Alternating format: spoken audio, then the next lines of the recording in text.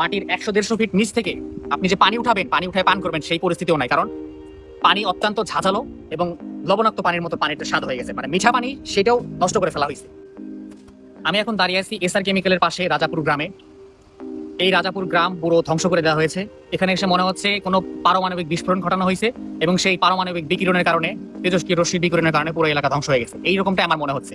শুধু মনে হচ্ছে না, আমি স্বচক্ষে প্রত্যক্ষ করেছি এবং বাস্তব চিত্রটা নিজে দেখেছি। এর জন্য দায়ী বগুড়া 5 আসনের এমপি গোলাম মোহাম্মদ সিরাজ, তার প্রতিষ্ঠান এসআর কেমিক্যাল। রাজাপুর গ্রামে আমি নিজের চোখে যেটা দেখলাম, কোনো গাছে কোথাও কোনো গাছ নাই, পুরো এলাকা মরুভূমির মতো। এবং ওনাদের স্থানীয় লোকজনের কথা হচ্ছে গাছ ছিল, সব গাছ মারা গেছে কেমিক্যালের কারণে। আমি তো নিজেই দেখেছি স্বচক্ষে। একটু সাইডটা দেখাবেন ভাই। পুরো এলাকায় কোনো গাছ নাই। শুধু গাছই নয়, এই এলাকাতে পুরো রাজাপুর, মানে ভাবতে পারেন একটা এলাকার পুরো জীব জগৎ সবকিছু ধ্বংস করে দেওয়া হয়েছে এবং মাটির নিচে যে পানি, সেই পানিটাও নষ্ট করে ফেলা হয়েছে। এবং এখন হচ্ছে এলাকার লোকদের পাইপলাইনের মাধ্যমে এসআর কেমিক্যাল, যেটা সিরাজ গোলাম মোহাম্মদ সিরাজ বগুড়ার এমপি, সিরাজ বগুড়া 5 আসনের এমপি, ওনার প্রতিষ্ঠান পাইপলাইনের মাধ্যমে দান খয়রাত করতেছে, যে আমাদের মানে নিজে পানি নষ্ট করছে, সবকিছু বাস্তুতন্ত্র থেকে শুরু করে সবকিছু ধ্বংস করছে। তারপরে পাইপলাইনের মাধ্যমে ওনাদের দিনে 3 লিটার বা 5 লিটার করে পানি দিচ্ছে। আমার পানি আমি দিচ্ছি, এটা খেয়ে পরে বেঁচে থাকো। এই হচ্ছে আমাদের অবস্থা। পুরো এলাকা মরুভূমির মতো, কোথাও কোনো গাছ নাই।